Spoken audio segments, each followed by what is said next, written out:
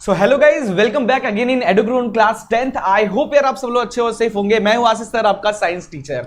तो यार life process chapter हम स्टार्ट करने जा रहे हैं आज की क्लास में। जनरली हम लाइफ प्रोसेस करने जा रहे हैं, ठीक है। तो लाइफ प्रोसेस के क्विक रिवीजन करेंगे, सारे टॉपिक्स को समझेंगे बहुत ही शॉर्ट में। मेन हमारा जो मोटिव है ना, ओके चलिए। तो अब हमारा चैप्टर का लास्ट ये है भाई, ये 5th टॉपिक शायद यही है, अपन उल्टा चल रहे हैं थोड़ा सा। तो लास्ट एक्सक्रीटरी सिस्टम, ह्यूमन में किस तरीके से चीजों को एक्सक्रीट करते हैं, बहुत इजी है, ठीक है, ध्यान सुनिएगा। तो किडनी होता है हमारा एक्सक्रीटरी सिस्टम में। किडनी जो पढ़ना है वो किडनी के बारे में ही पढ़ना है। तो यही एक एक्सक्रीटरी ऑर्गन होता है। यूरेटस द डक्ट हो विच ड्रेन आउट द यूरिन, और यूरिनरी ब्लैडर जहां पे यूरिन इकट्ठा होता है, यूरेथ्रा जहां से यूरिन बाहर निकलता है, ठीक है। अब देखो एक्सक्रीटरी वेस्ट कौन कौन से एक्सक्रीटरी वेस्ट होते हैं। तो नाइट्रोजनस वेस्ट होते हैं जिसके अंदर यूरिया, यूरिक एसिड और यूरिन आएंगे, और एक्सेस ऑफ वाटर, स्वेटिंग और पसीने के फॉर्म में और यूरिन के फॉर्म में बाहर आएगा, और कुछ गैसेस और कुछ सॉल्ट्स भी होते हैं जो हमारी बॉडी में से बाहर निकलते। इतनी सारी चीजें एक्सक्रीट होती है हमारी बॉडी से, ठीक है। तो देखिए अब किडनी के बारे में बात करते हैं। तो डायग्राम देख सकते हो, ये है हमारा kidney. Kidney is a bean shape organ होता है जो वर्टिबल कॉलम के पास होता है एब्डोमिनल कैविटी में। Kidney composed of many filtering units लगते हैं, लगभग 1 मिलियन फिल्टरिंग यूनिट्स होते हैं किडनी के अंदर, जिसको नेफ्रॉन कहा जाता है। और नेफ्रॉन को ही हम लोग फंक्शनल यूनिट ऑफ किडनी कहते हैं, क्योंकि हमारे किडनी तो बस एक ढांचा है, उसके अंदर जो नेफ्रॉन्स है ना वो वर्किंग करते हैं, ठीक है। चलिए आगे चलते हैं।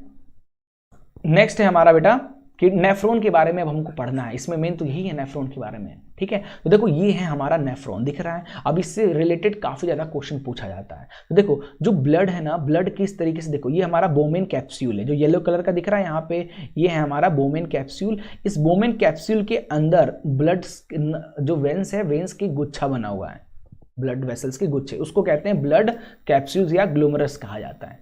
फिर ये बाहर निकल रहा, और ये जो येलो कलर का जो ये ट्यूब दिख रहा है, इसको कहते हैं हम लोग, क्या कहेंगे, हमारा क्या तो कहा जाता है यार इसको, जस्ट वेट,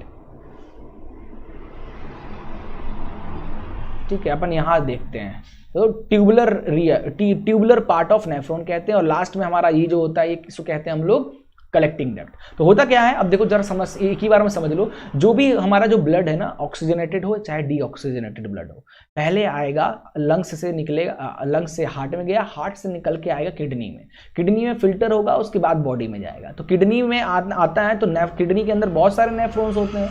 तो होता क्या है, नेफ्रॉन्स में आता है बोमेन कैप्सूल के अंदर। इस तरीके से बोमेन कैप्सूल क्या करता है, ब्लड के अंदर से सारे नाइट्रोजनस वेस्ट को एब्जॉर्ब कर लेता है। जब नाइट्रोजनस वेस्ट को एब्जॉर्ब कर रहा होता है, तब होता क्या है, ठीक है, तो होता क्या है कि कुछ इंपॉर्टेंट चीजें भी एब्जॉर्ब हो जाती हैं। तो फिर ये ब्लड्स आगे इनसे भी कनेक्ट होती है। तो ब्लड क्या करती है, ब्लड वेसल्स वापस इस ट्यूब से जो भी काम की चीज होती है उसको एब्जॉर्ब कर लेती है। तब जो प्योर नाइट्रोजनस वेस्ट जो होता है वो आता है कहाँ पे, हमारे कलेक्टिंग डक्ट में। और कलेक्टिंग डक्ट से फिर हमारे यूरेट्रा से होते हैं यूरिनरी ब्लैडर, और फिर यूरेथर से बाहर हो जाता है, ठीक है। चलिए आर्टिफिशियल किडनी हेमोडायलिसिस प्रोसेस क्या होता है, जब हमारा किडनी खराब हो जाता है, नेफ्रॉन्स यूनिट्स खराब हो जाते हैं, तब हमारा आर्टिफिशियल किडनी हम लोग यूज करते हैं, जिसको हेमोडायलिसिस प्रोसेस कहते हैं। डायलिसिस करना है ना, बाहर मशीन की हेल्प से ब्लड इस तरीके से हाथों में एक आर्टरी और एक वेन्स में सुई इंजेक्शन लगाते हैं, ब्लड्स को लेते हैं मशीन से, उसको क्लीन करके वापस बॉडी में डाल देते हैं, ठीक है। नेफ्रॉन का डायग्राम कह रहा है कि बहुत टफ होता है सर, बना देंगे। देख बेटा नेफ्रॉन का डायग्राम बना रहा हूं, देखो देखो देखो, इस तरीके से एक बनाना, बहुत इजी बना रहा हूं नेफ्रॉन का डायग्राम। देखो ये हो गया हमारा बोमेन कैप्सूल, ठीक है। इसको ऐसे करना है, आपको ऐसे बनाना है ना, ये रहा, सिंपल सा इस तरीके से करना है। पहले ये बन गया हमारा, ठीक है। ये इसको ले जाइए ऐसा, और इसको डाल दीजिए कलेक्टिंग डक्ट में। कलेक्टिंग डक्ट ऐसा बना लीजिए आप, थोड़ा मोटा सा,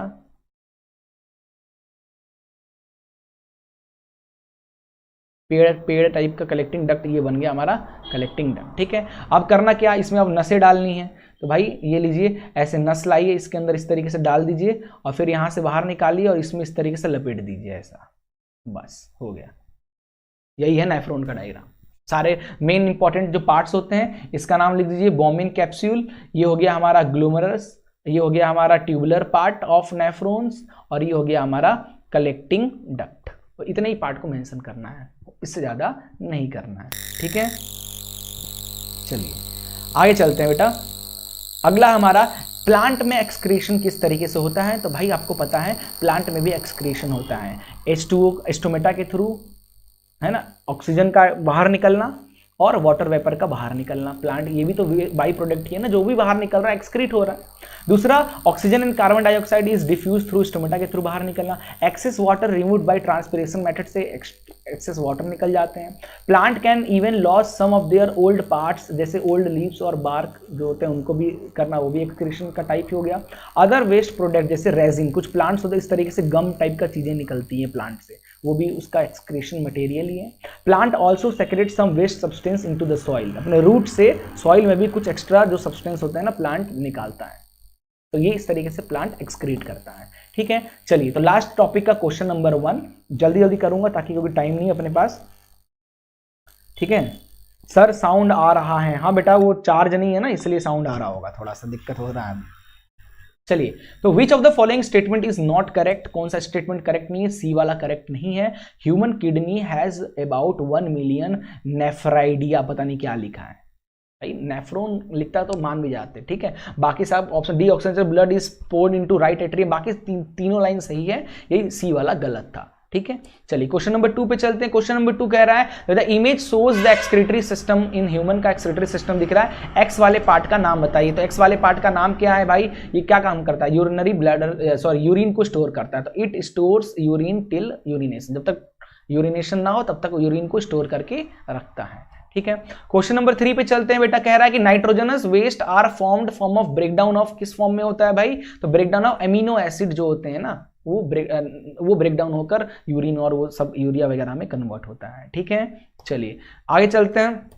थर्ड के बाद क्वेश्चन नंबर 4 पे आ जाइए। क्वेश्चन नंबर 4 है a plant get rid of excess water through the transpiration which is the method used by plant to get rid solid waste product को निकालने वाले मैसेज को क्या कहेंगे? तो शेडिंग कहेंगे, शेडिंग्स ऑफ येलो लीव्स। इसमें है ना, अब सॉलिड पार्ट निकालना है तो बाकी तो ये रूट से निकालना, लिक्विड के फॉर्म में, ड्रॉपिंग डाउन ऑफ फ्रूट्स है ना, शॉर्टनिंग ऑफ स्टीम, तो शेडिंग करना है ना, पत्ते झड़ना, यही सब तो एक्सक्रीशन का काम था उसका। ठीक है, क्वेश्चन नंबर 5 ले लीजिए। क्वेश्चन नंबर 5 कह रहा है कि which one of specific function each of following organ in relation with excretion in human being, किससे एक्सक्रीशन रिलेट करता है? ठीक है, रेनल आर्टरी, तो रेनल आर्टरी का काम होता है ब्लड फ्रॉम हार्ट से किडनी ले जाना। यूरेथ्रा का काम होता है urine out of the body. Glomerulus का काम क्या होता है? Filter blood passing through the it and initiate urine formation. Tabular parts of nephron का काम क्या होता है? Major function of tubular reabsorption का काम होता है, जो भी रीएब्जॉर्ब करता है ब्लड से यहाँ पे। ठीक है, चलिए अब थोड़ा जल्दी जल्दी हूँ, टाइम नहीं है इसलिए थोड़ा सा स्पीड में समझा रहा हूँ, क्वेश्चंस को ध्यान में रखना आप लोग को बस, है ना।